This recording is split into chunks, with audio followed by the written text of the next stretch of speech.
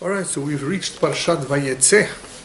This parasha is about Yaakov Avinu. You will see how there are many lessons to be learned, especially in the book of Bereshit.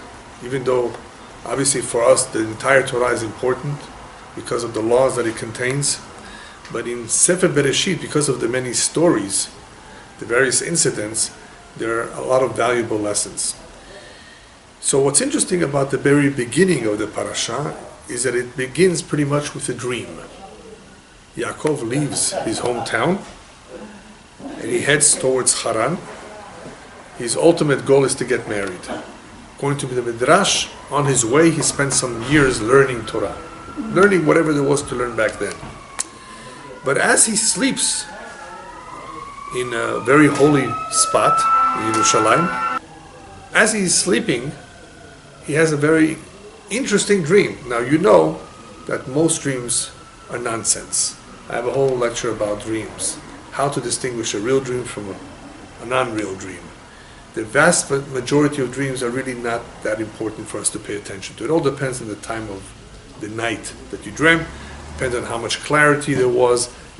There are various factors that can help to determine if it's a real dream or not. Yaakov has a real dream. He has a vision. On his level, his neshama, of course, he's worthy that they communicate from above through a dream. When I say communicate, it's because there's all kinds of communication. Prophecy was also a form of communication. There's all kinds of ways in which they can communicate with us. One of them is a dream, and it could be a very powerful message. So Yaakov has a dream, and this dream, even though it's real, still has something to do with his thoughts and with his worries. A lot of the times when we have a dream, it reflects the anxiety, memories of the past, experiences that we've had, and that is why we see familiar scenes, we see all kinds of things that disturb us, and it has to do with our feelings. And it's not necessarily based on any reality. So Yaakov has a real dream, but nonetheless, a good deal of what he hears in the dream has to do with what he was worried about. So, in Yaakov's dream, he's told that there's nothing that you need to worry about.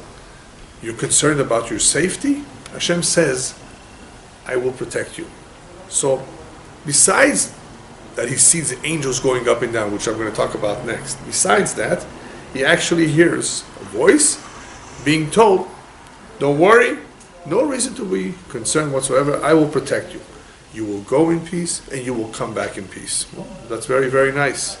He's getting a promise here from Hashem that everything will be okay.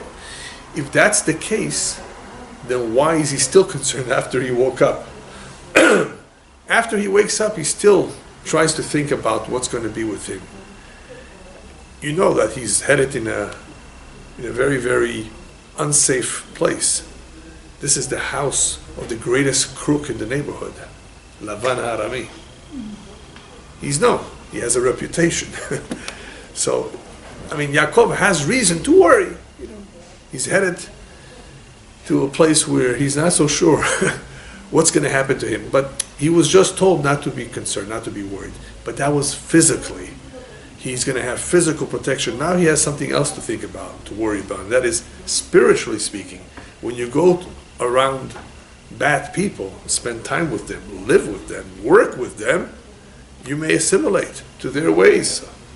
And he doesn't want to do that. He doesn't want to be like them. So therefore he has concerns about that. Spiritually, how is he going to survive all this time that he's going to be there?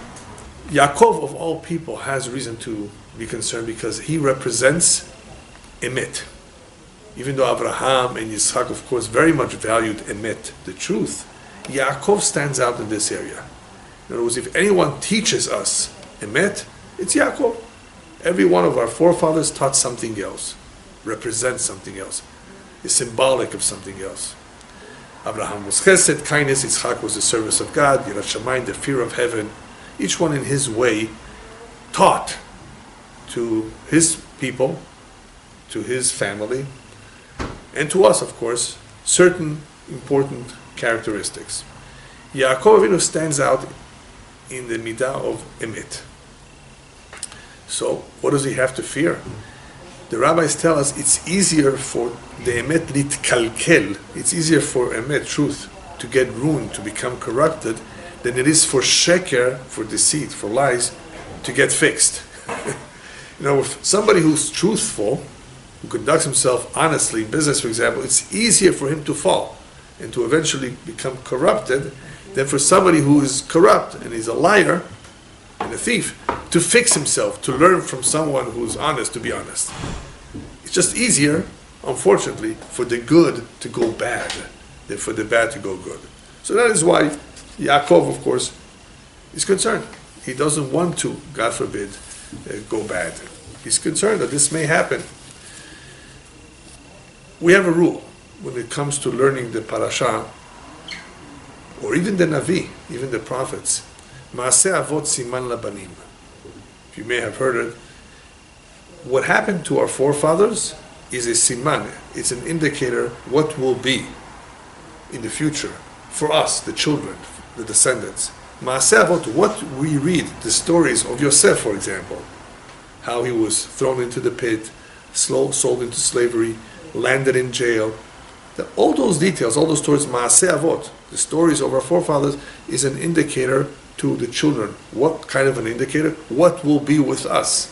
What happened to them will repeat itself in a different area in the world, perhaps in a different scenario, but a lot of it will be repeated. As they say, history repeats itself. So what happened to our forefathers will repeat. So pay attention, and you will be able to get a glimpse or an idea of what to expect. Now, we, of course, are thousands of years after the fact, so now we can look back, not necessarily forward anymore.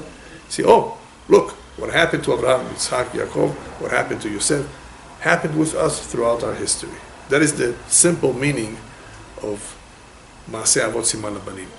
It also means that their maasim, their deeds, their actions, the way they behaved and what they accomplished is a siman for us to follow. In other words, that we have something to learn from them. So what do we learn here from the dream of Yaakov? Not to worry, that's not the main detail. There's additional information in that dream. He, after all, what does he see? Besides what he heard, he sees malachim, angels, going up and going down. Right? Remember that? There's a ladder. He sees a ladder, and where is that ladder? The bottom of the ladder is on the ground, and the top of the ladder, magia l'shamayim. It reaches heaven. Very big ladder. And he sees that some angels are going up, some angels are coming down. So I had a question. Since when do angels need a ladder to go up to Shamayim? What's the purpose of this ladder? If you look at the story of Hanoch, an angel visited them and told Hanoch and his wife, you're going to have a child. That's Shimshon, Samson. An angel appeared to them too. There's no ladder over there. So what's this ladder? What does it represent? So one idea, the way the commentary is explained, is like this. This ladder, the Torah describes that the bottom of the ladder is in the ground. But the head, the top, is in the Shamayim. We need to be grounded. We have no choice. We live in a physical world. So even though we're very grounded and we're very much connected to this physical world, we should not forget our ultimate goal, ultimate tachlit, the purpose of life. Our head has to be in the Shamayim. So the ladder here represents in itself, besides the angels, it represents, look, you're tied down to this physical world. Your physical body is here. It lives here. That's fine. You have no choice. But don't forget, your head, your focus. Head means your focus. Where you're aiming to get should be Bashamayim. This is where you come from. This is where you're headed back. So remember, you have a purpose in life, and it's not to be too attached to the ground. So yes, the bottom of the ladder happens to be very attached to the ground, and that's fine. But don't forget that the head should be in Shamayim. Your focus has to always be in the right place. So you don't forget what you're here for. You're not here just to make money and just to enjoy yourself. There are some people whose head and feet are both in the ground. Everything is in the ground. That's all they think about. That's where their focus is. And that's no good. So in order for us to be able to stay on the right path and to stay properly focused, what is necessary? Look at Yaakov. What does Yaakov do right away after he gets up? He realizes that it's important to stay focused, but he can easily become distracted. So he makes a neder. He makes a promise. Wow, a promise? You need to make a promise? A vow? Why don't you say, God willing, inshallah, I come back home and I'll take care of all these matters that I need to take care of. Why does he have to make a neder? Remember, rabbis discourage us from making almost any type of nedarim, any kind of vows. Why? Because it's serious business. If you make a promise about and you forget it, you forgot it. Not that you intentionally did not keep it. Even if you forget it, it's no good. There's a tremendous accusation against the individual who has unfulfilled promises. So whenever you promise, say beli neder. I'll do this, but I don't promise. Like this, you don't take a chance when you say words like, I'll see you tomorrow, I'll do this another time, I'll do this, but beli neder. It's always good to, God willing, yes. It's always good to say it that way. Like this, you're not exactly committing yourself 100%. A commitment is important, and that's what Yaakov Avinu is doing here. He's committing. But how is he committing? Through a neder.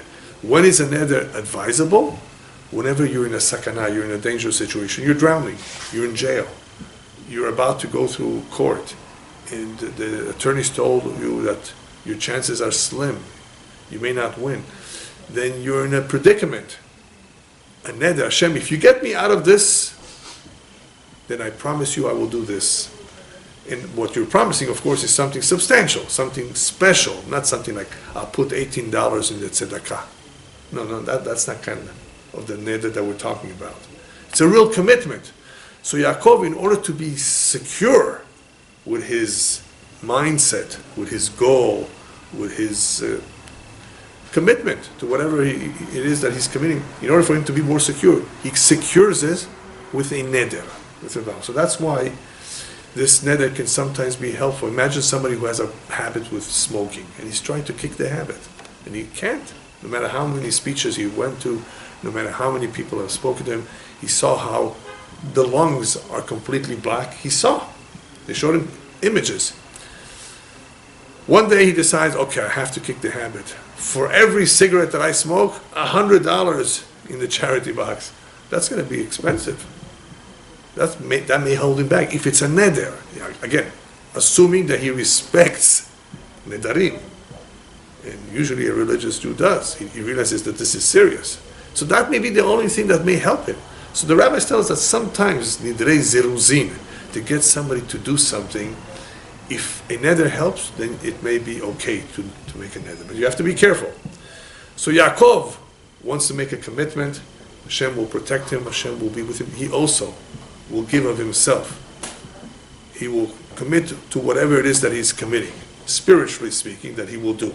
And we're going to see a little bit of what he commits to soon. Commitments, therefore, can save the day.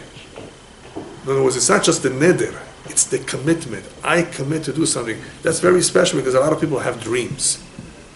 Day and night they dream. Not just at night. They're daydreaming.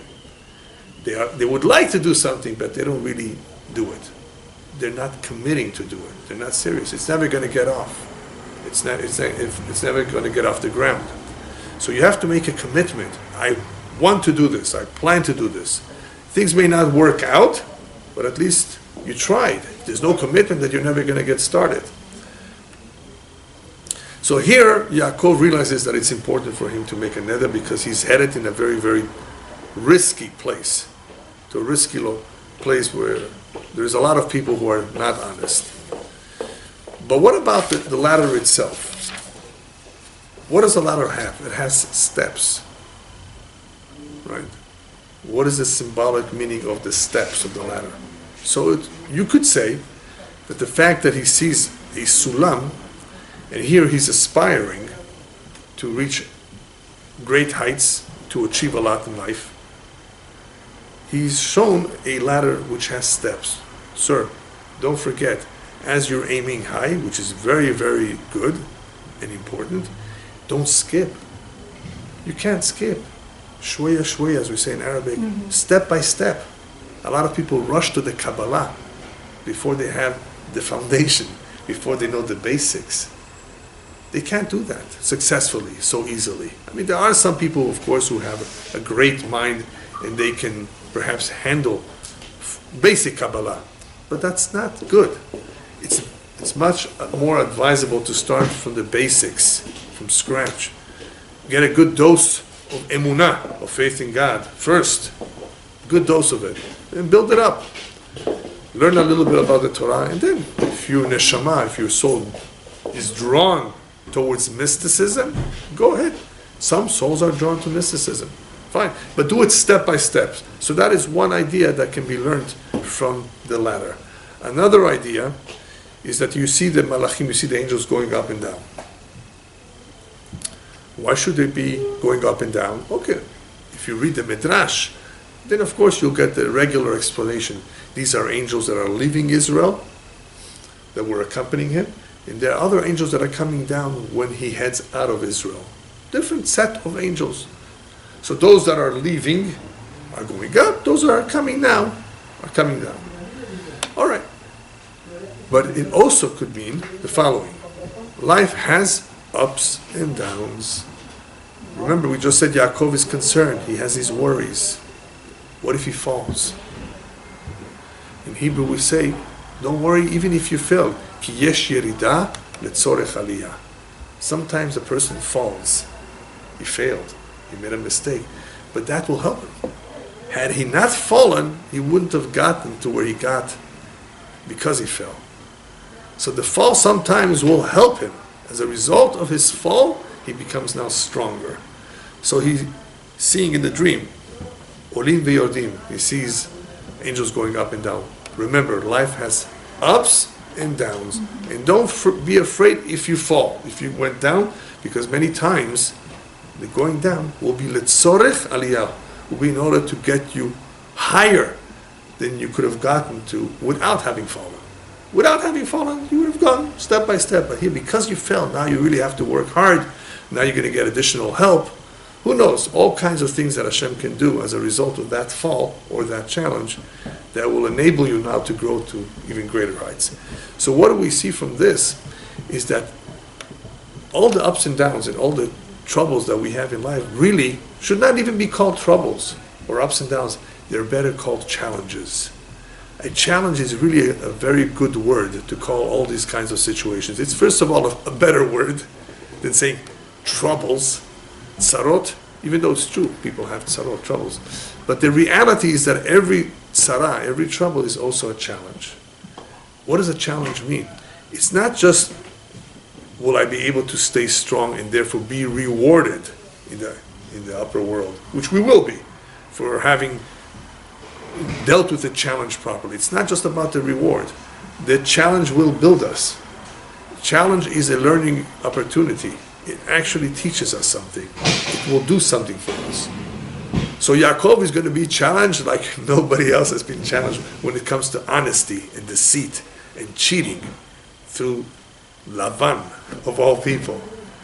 Wow. It's interesting to think about it. Why is Hashem allowing Yaakov to spend so many years in this guy's house, close to him? We're going to talk about that soon. What does Yaakov really have to learn here? Does he have to learn? Yes, of course. The answer is yes. Yaakov is going to learn.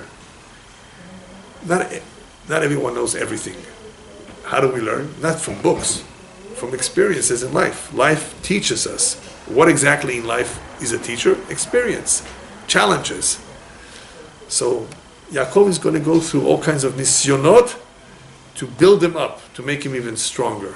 Of course it's not easy, nobody has ever said it's easy, but it's all letzorech aliyah, it's all to elevate the individual in order for him to become a stronger person, in order for him to learn something. And Yaakov, his greatest challenge, at least now in this stage of his life, is remaining true, remaining truthful to his principles, truthful to whatever it is that he learned up until now, and not moving away from that. What's the risk? What's the challenge exactly? Well, some people will tell you, oh, you can't make it in life unless you cheat, unless you steal. If you don't overcharge, you can't make a profit. You know how many times I've heard this? I hear this a lot in certain communities, and I won't say which, but I think you'll figure this out.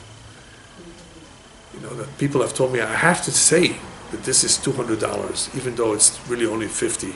Why do you have to say 200? Because I know this guy is going to get me down to 100. He's going to get me down. So I start high. Is that okay? You have to be careful. You have to be careful, because even though you're entitled to make a profit, it's okay, and it would be better if you would say, sir, this is how much I paid for it. I want to make 20% on it. That's my profit. That's what I make, and if you want it, take it. That's fair. The problem is, somebody told me that he tried that. And the guy told him, swear to me that that's how much you paid for it. He didn't believe him. So he asked me what to do. So I told him, go back to this guy and tell him, my rabbi said that I cannot swear. That's it. You cannot swear. Of course not. How could you swear? But look how people are trying to get anything they can. And they bargain and they negotiate. You have to be careful. Even though you're entitled to make a profit, what are you going to say? How are you going to present it to him? You can obviously not lie and say, I'm telling you, this is the best product in the market. Are you sure it's the best? Or is it because you want to sell it to him? You can't play around, even though it's called business and people do all kinds of things like put rotten strawberries at the bottom of the basket and all the beautiful ones on top. It's not fair, it's not right. Unless everybody knows that that's customary, that the not so good looking strawberries are always at the bottom. If people know about that, that's fine. Then they accept it. But if you intentionally do something like that, you're lying. You tell the guy who's buying the car, as is. As is fine, but let's say you know that the transmission is about to go kaput after a couple miles of driving, then it's not right. You can't just tell him as is. It's not fair. You're stealing from him. So a lot of people think it's okay, that's part of doing business. No, that's called lying, it's called cheating, it's called stealing. Yaakov is very much against that. Yaakov very much sticks to the truth. But here he's about to face the biggest crook. So it's going to be a challenge for him. And what's going to happen in this kind of a challenge for the majority of people? Em lo ya'amdu bechach. They will not be able to succeed. Most people, when they're challenged with monies, issues of money, it'll be very difficult for them to deal with people in a 100% honest way. Yaakov, of course, is 100% honest. And that is why it's going to be very, very challenging for him, seeing how everybody is cheating him, and what is he going to do about it? How is he going to defend himself? What exactly is honesty? Is honesty just not lying? No, honesty is a lot more than just not lying. There's a nice story of a company that was hiring workers. And they wanted an honest worker. And they interviewed several people. And they asked the following question in the interview. Sir, what would you do if you placed an order for pens? Let's say pens. And the company that sent you the pens sent you one extra pen. What would you do? So one of the potential employees said, well, it's just a pen, just one pen. It doesn't cost that much. This is a big company. I wouldn't do anything about it. I'll just put it away. So what? They made a mistake. It's only one pen. Another worker said, they don't even know the difference. If it's one pen more, one pen less. It's not a big deal for them. Every worker said something else that justified why they should keep the pen and not say anything even, not even report it. There was one worker that said, I would just return that one extra pen. That's the worker that was hired by this particular company. Why? That's honesty. Regardless of what you think about that company, how rich they are, it's wrong, it's a mistake, report it. Now, if you want, you can call them up. Let them know. Let them say, oh, well, just keep it. I'm sure that's what they would say, for a pen, depending what it was. But just to ignore it means that there's a certain weakness over here to overlook the fact that a mistake was committed here. And you have to bring it to somebody's attention. If you overlook it yourself, or ignore it, that means that you don't care so much. So it's lacking in honesty, in integrity. It's not about if it's minimal or if it's more. Forget that. That's not important over here. Yes, it is minimal, but that doesn't matter. It's still indicative that the person is really not doing what he should be doing. And that is bringing it up, at least bringing it up to the people on top, to management or to somebody who can take care of it and instruct him what to do. To assume that it's okay is wrong. So what will make the difference between the one who will be honest and the one who will be dishonest? Where lies the difference? And I'm not talking about upbringing here. Upbringing and education, we all know that it makes a difference, but what is the ultimate determining factor where the one will be honest all the time and one who will not be honest, at least not all the time? What is it that is different between these various people? I think the best answer, the best explanation is a pasuk, a verse that says, Ohavei Hashem sin'u ra. Those that love God, you should hate that which is evil, that which is wrong. Hate? Why hate? Because what the verse is telling us is that if you really love Hashem, if you really want to do the right thing, you should not tolerate evil whatsoever. A lot of times people tolerate. They don't like doing the wrong thing. They won't intentionally cheat or lie. Well, occasionally they'll tolerate. If they see somebody else do it, they won't say anything to him. If you really are Ohev Hashem, then sin'u ra, you have to protest. It has to bother you. If it doesn't bother you, then little by little you'll just give in and maybe eventually even, God forbid, do the wrong thing. So that is the key to understanding the differences in people. Some people will tolerate evil. They say, it's okay, it's not a big deal, it's not the end of the world. Some people will not tolerate it. They will always be against it. They will always feel bad about it. It will pain them to see people do that. Yes, pain them. It's very, very painful for those people who are honest to see others who are dishonest. How could you do that? How could you even... Oh, he's rich. He doesn't mind. He doesn't care. I can give you a whole list of excuses that I've heard. You know how much he's worth? The whole downtown. I'm sorry, half of downtown this is. So what? So what? It's wrong. Where does it say you're allowed to steal from the rich? You see what I mean? It's people justify it in all kinds of ways. And that is why it's very important that if you want to be emet, if you want to be truthful all the time, that we train ourselves not to tolerate. No exceptions when it comes to being truthful. So Yaakov Avinu, as a result of being exposed to all of this deceit, he is strengthened even more to stay as far away as possible from this type of people. You don't want to associate with these kind of people. Yaakov, however, has an advantage over many people. We began to say earlier that a lot of people would not be able to survive or do well and succeed in this kind of a challenge. Yaakov has an advantage. What's Yaakov Avinu's advantage? And you see that in this week's Parasha as well. When Yaakov asks Hashem for help,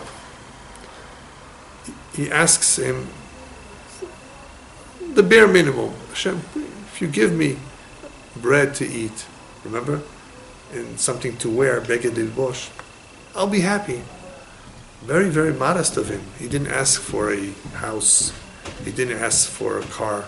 He didn't ask for luxury. He asked for the bare minimum. You know what this teaches? Yaakov was mistapek, we call it in Hebrew. He was content with little. He didn't have big eyes. He didn't covet. He didn't have any interest in material things.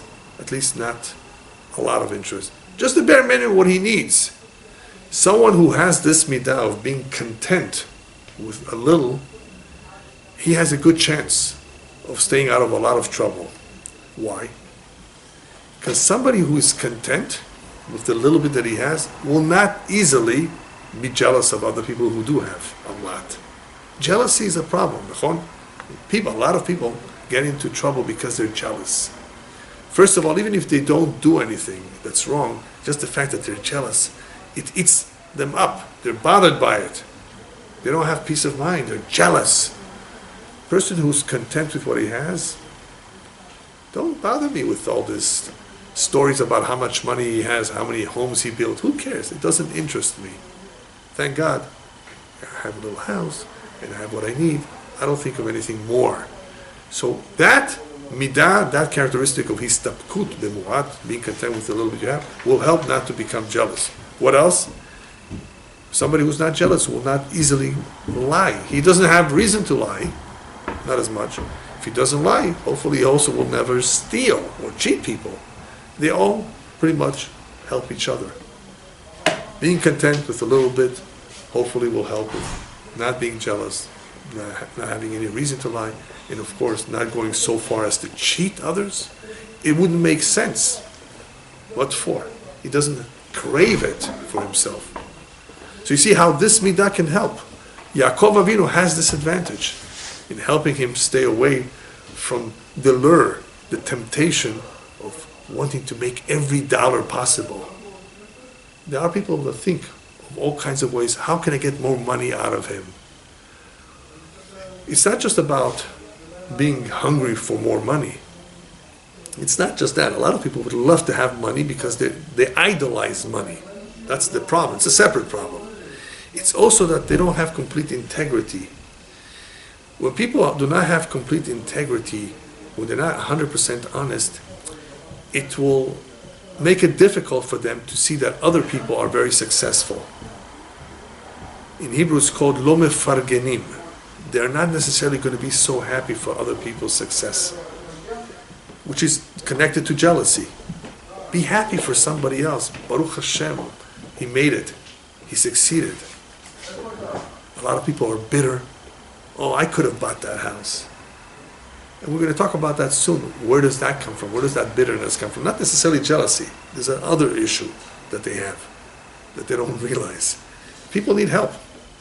That's what we're doing here. We're learning valuable lessons that can really help us. Look at Yaakov. What he teaches, what he represents. That there was no reason to put such an emphasis on material things. If I have what I need, I'll be happy. That should be the case for everyone. If you have what you need, then why should you want more? It's obviously because people do not have the correct perspective, the correct outlook on life. What is life all about? What's the purpose? What is really important? What is a priority? They don't have that. So again, Yaakov has an advantage that he has this beautiful midah of histapkut, of being content. This midah will also be a form of keresh kfitzah, it's called in Hebrew, a springboard towards acquiring other good midot. If a person is content, he'll be happy. Who's really rich? One who's content with his share, with whatever. He'll be happy.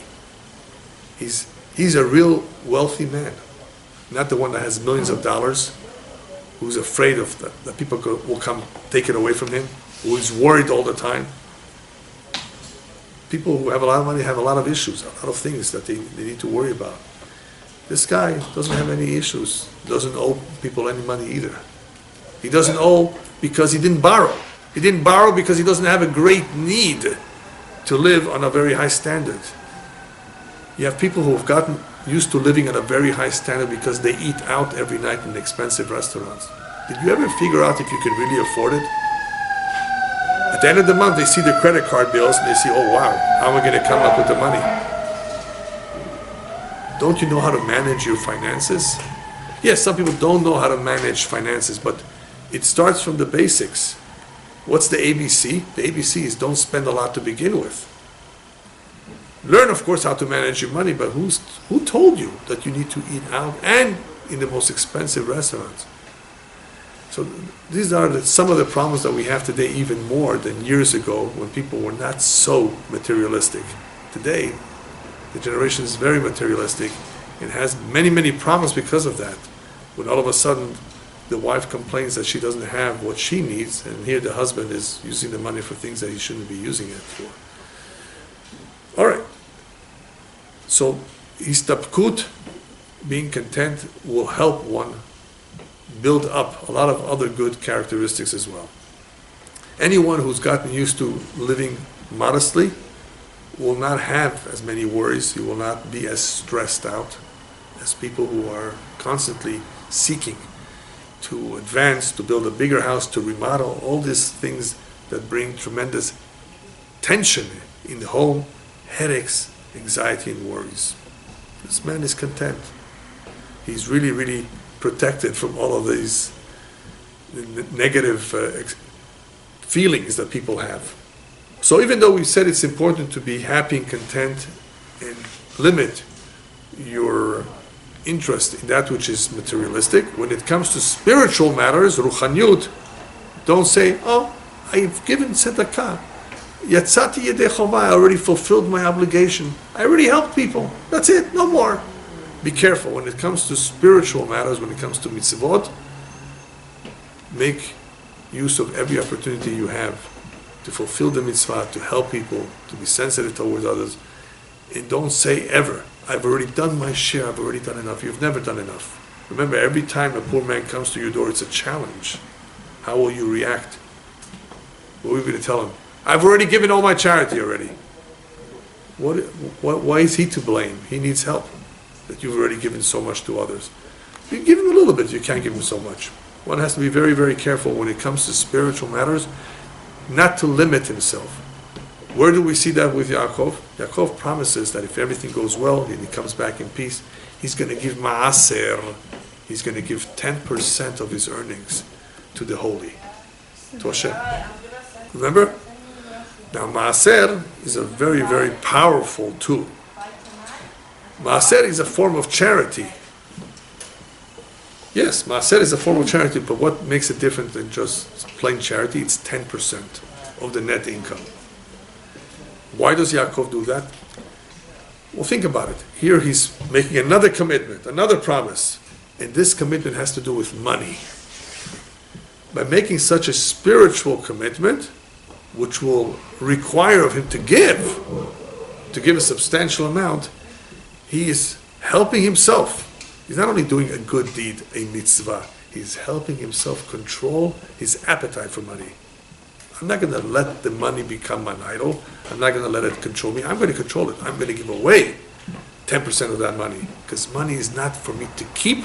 I won't be taking it to the grave, but I got to get used to these kind of ideas. How am I going to get used to these ideas? I'm going to stay focused on what this money is for. Why did Hashem give me money? Of course, to buy bread. Of course. But also to help others. The more you have, the more it is your job to use that money properly. Yaakov therefore sets the example. 10%. By doing that, this will help him in controlling any potential appetite for money. He's not going to have such an appetite. On the contrary, he's going to just want to continue to help people with that money. It's a challenge. Giving charity, giving maaseh, it's a big challenge. But it's very helpful.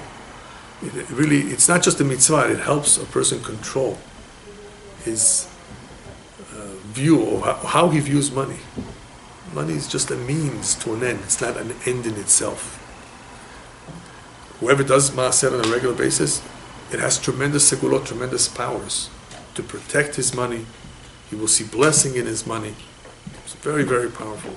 Maaseh, it's known that it's very, very much of a protection of a person's fortune. Otherwise, there's all kinds of things that can happen in life that will take away some of that money. Thieves, con artists of all kinds. And here this money has extra protection because of the maaseh. So, a lot of people do not act like Yaakov. We said before that it's not so easy. A lot of people just simply go with the trend. They're not so strong like Yaakov. And we have to figure out why. Why is that? So we said earlier, it has to do, of course, of the tolerance level of a person. How much tolerance we have towards things that are not proper. Yes. But here we're not talking just about being tolerant or not tolerant when we see things that are wrong. We're talking about doing the right thing. So yes, when dealing with doing the wrong thing, there are various explanations of why people fall for it. But what about in doing the right thing? Being helpful to others, giving tzedakah. Why do some people have a harder time than others doing what is right, what is correct. So there's a very interesting incident in the beginning of the parasha that most people, when they read through it, don't realize the importance of it. Remember the story of Yaakov arriving at the well? The well, his final destination, there's a well there. Who does he see at the well? Shepherds standing.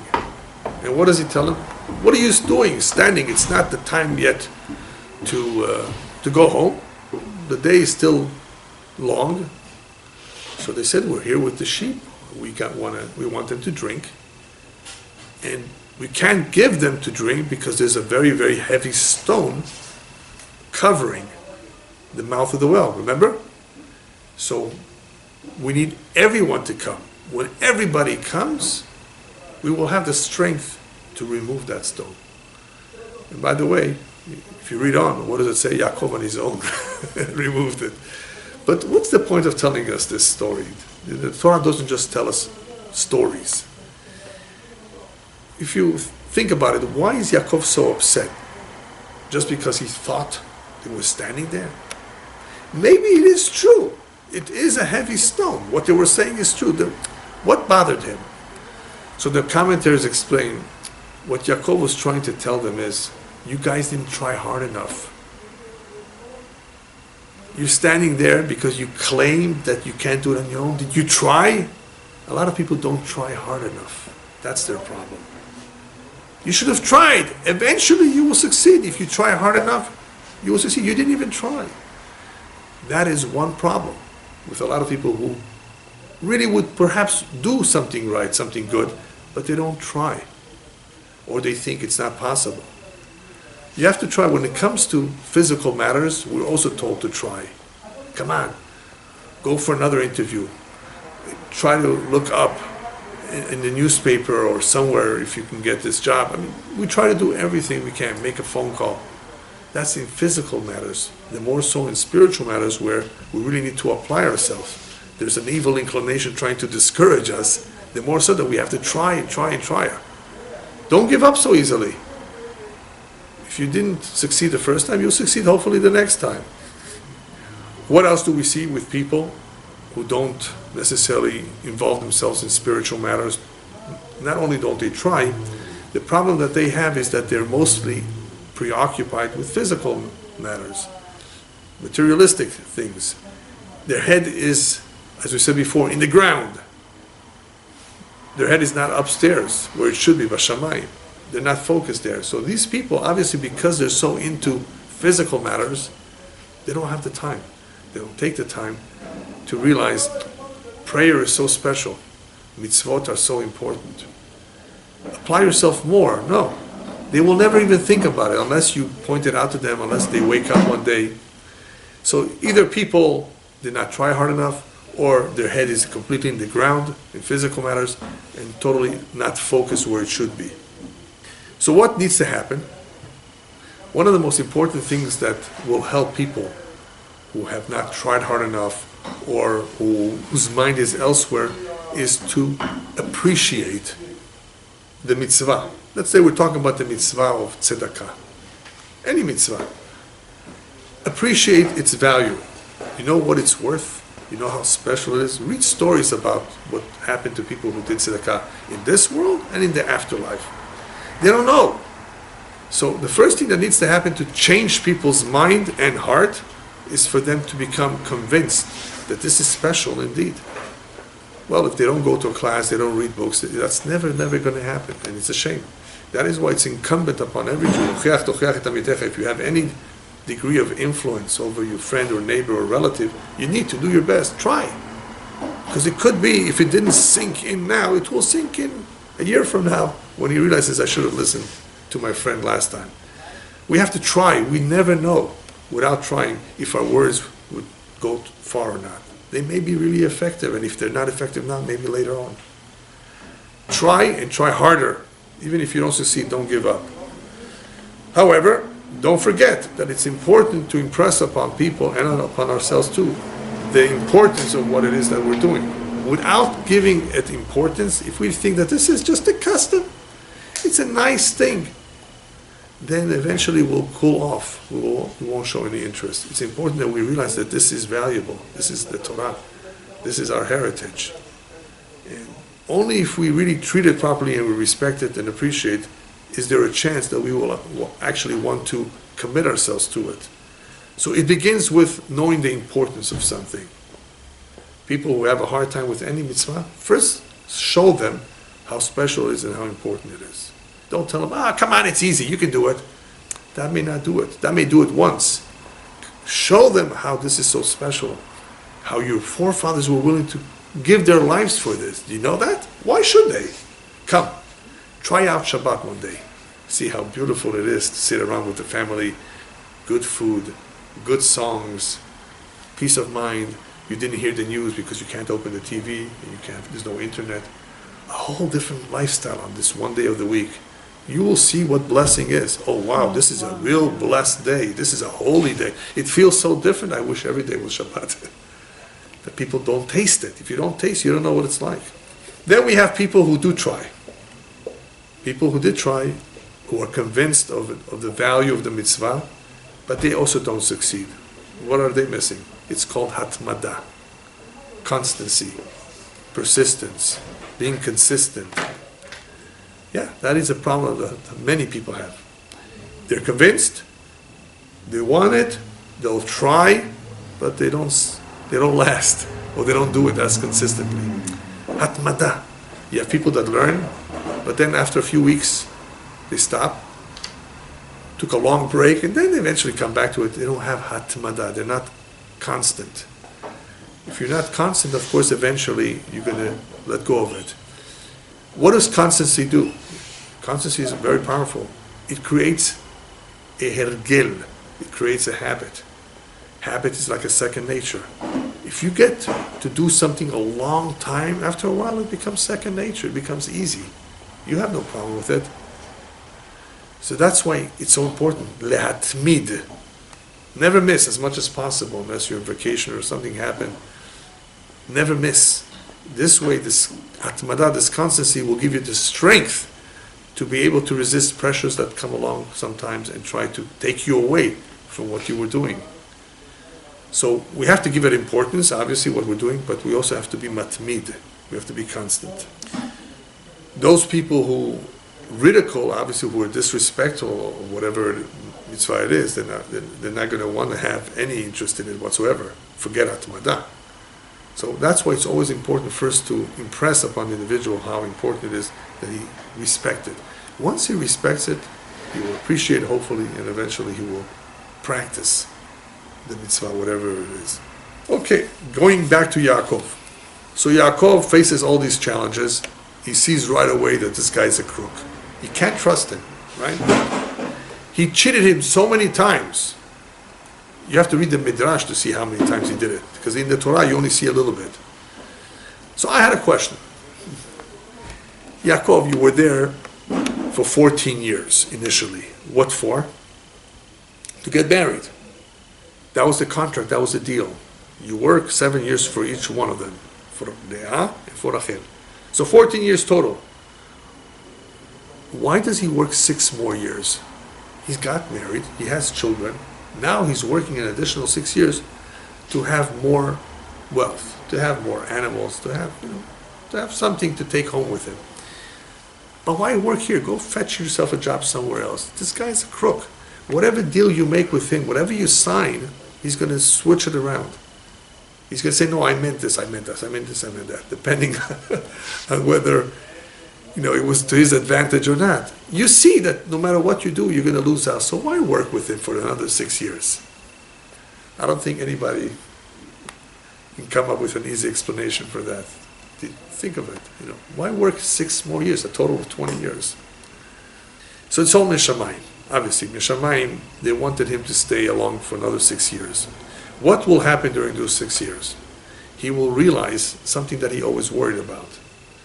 He will realize that no matter how much the crook is going to try to cheat you, if Hashem is going to protect you, nothing will happen to you. And that's what he learned. That's what he saw. And it's actually explicitly written so in the Torah.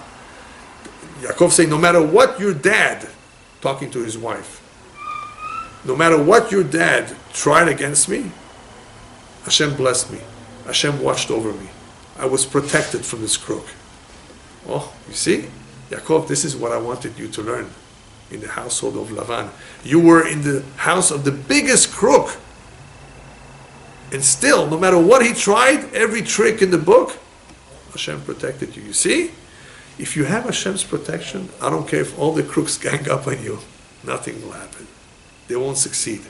That is the lesson that Yaakov needed to learn. Of course, we learn it from him. If we have Hashem's protection, hopefully we should have, then no reason to worry about it. Obviously, you have to be cautious. You have to be very cautious. You don't take a chance because you don't know how much protection you will have. So you have to do the normal thing. But if you did everything to be cautious and people still try to cheat you, leave it to him. Yaakov saw firsthand that no matter what this crook tried, he failed miserably. Hashem protected him. What does this teach Yaakov? Which midah does this teach? That Hashem is always there to protect you. Which midah is it? Which character is it? It's called midat habitachon. It's called trust in God. Of course he believes. Baruch Hashem, we believe in Hashem, but do we have bitachon? Do we trust Him 100%? A lot of people have a problem with this. They're weak in trust of Hashem. And I have several lectures about the difference between emunah and bitachon, faith and trust. Yaakov is learning real bitachon in Hashem. And real bitachon means you don't have any worries or concerns whatsoever. I'll do my best and Hashem will help me.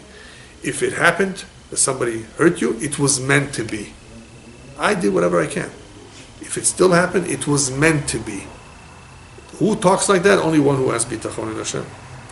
Rabbis tell us further, En adam nogea b'ma shemuchan lechavero. Nobody will touch what's coming to you. There are places in the world, I know in Mexico City at least, in downtown, but there are other places where there's 10 shoe stores in the same street. And you wonder when you go through, how do they all make parnasa? How do they all make a living? 10 of the same? Go to the jewelry district here too. Or anywhere where there's a lot of stores of the same. How do they all make a living? Leave it to him. A customer will go in here, another customer will go in there for whatever reason. It's all handled from above. It's all part of the mazal. No reason to worry. If you have bitachon b'Hashem, that He's the one that provides livelihood, then somebody can compete with you and still He will not take away a penny that is coming to you. Important, valuable lesson to keep in mind. Anything that is coming to you, nobody will take it away from you. If it's not coming to you, that's something else. If it's coming to you and He took it away, then you'll get an inheritance from some aunt that remembered you. Or some other way. There are many, many ways. Hashem has many, many messengers to supplement your income that you thought you lost. You just lost a lot of money. If it's meant for you to lose, kapara, it's an atonement. If it's not meant completely for you to be lost, all that was meant here for you to have the aggravation, it could be just the aggravation, then that money will be restored to you somehow. You'll make it in another deal. It could be that all it was an aggravation, which is also a kapara. It could be it was meant for you to lose a certain amount of money. We don't know. But if it's meant for you not to lose it, you're going to get it back somehow. It's not easy to develop bitachon. It takes a lot of work to understand what's involved in trusting Hashem. It takes time. I'll tell you a quick story that happened to a great rabbi, the rabbi of Ponevezh, who later became the Rosh Yeshiva of Ponevezh, the Yeshiva of Ponevezh in Bnei Brak. Mm-hmm. He had recently become engaged. And in those days, a dowry was very, very important for the young man, especially if he wanted to continue to learn. His father had told him, I will provide food, take care of you for 4 years. That's very, very nice. For 4 years, no worries about rent, food, all expenses paid. Somehow, during the engagement, the father-in-law, the future father-in-law, lost his fortune, which meant that he cannot pay up, cannot keep his promise. And he told his son-in-law, listen, you don't have to continue with the wedding if you don't want to. I can't keep my promise. This is what happened to me. I'm sorry, it's not my fault. So this rabbi went to consult with the Chafetz Chaim of blessed memory. Rabbi, what should I do? Should I let go of this marriage proposal? Should I break off the engagement? So the Chafetz Chaim asks him the following question. Tell me, how long was your father-in-law going to support you for? 4 years. How old are you now? 23. I see. So in 4 years, you're going to be 27. Yes. You know, the average lifespan of a human being is 70. So tell me, who would support you for the next, 43 years?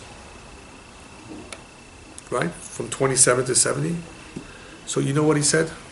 In Yiddish, der Eibishter wird helfen. God will help. So the Chafetz Chaim says, oh really? The Eibishter wird helfen, God will help you for 43 years, but he can't help you for 4? Here you're saying you don't worry, you don't have any issues, you don't have any concerns about 43 years to come. That God will help. But he can't help you for 4 years? What are you thinking about? Sometimes people don't think straight.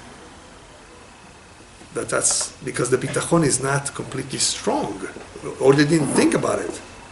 But that's the reality. Hashem, of course, will help. What's the question? Don't let go of the shidduch, of this match. Hashem takes care of people. Hashem marries them off. You don't think he'll provide for them? That's part of the package. He brings the souls together. He will provide for them as well. That is why it's not a good idea to push off marriage. I first have to have a business. I first have to have a job to support my wife. Don't push it off too much. It's not healthy. Once you get married, you'll be blessed. The marriage brings beracha. 2 heads are better than 1. People who are concerned about it, it's no good. You obviously have to have a place to live, and you have to make the minimum to be able to support a family, but don't think of grandiose dreams. Marriage is important. That is why when Yaakov arrives at the house of Lavan, he doesn't talk about money. When he asks him, Mama skurtecha, what's your salary to work for me? Your daughter. No money? You don't want to talk about money? Your daughter. Right away, he's an old man. He's talking, I need to get married. I want to have a family. That's priority number 1, not the money. Marriage is important. People who just push it off, and I don't have the money, all kinds of excuses, it's never going to happen. What a shame, what a loss. It's a priority in Judaism to have a family. A lot of people today are single only because they're thinking that I first have to have a good job. I first have to have a lot of real estate. It's not so. The beracha will come after the marriage. The wife will bring the beracha, the blessing. Just to finish up, I was saying before that there's a lot of people who are always dreaming, but they never end up doing anything. We see from Yaakov Avinu that in the moment he gets up from his sleep, he immediately acts. And he says, if everything goes well, I come back in peace. This stone will be an altar, a matzeva. What is all this? He acts right away. With Paro, later on we'll read about Paro. Paro has a dream, but he went back to sleep. Sleeping, dreaming, sleeping, not acting. Yaakov gets up, doesn't go back to sleep. He realizes that this is a great, special place. He realizes that this vision was real. He realizes that he has an important mission to accomplish. He says, if everything goes well, I plan to use this matzeva as a place to worship, a place to pray. He realized the importance of the matzeva, the altar, as a compass in life. This is the direction. This is what I need to do. This is what I need to follow. So I'm going to set it up now. I'm not going to push it off. I'm going to set this place up right now, and eventually come back to it and continue with it, because this is my compass. This is my focus. The matzeva, in other words, his connection with Hashem. Don't just continue to dream. Get up and act.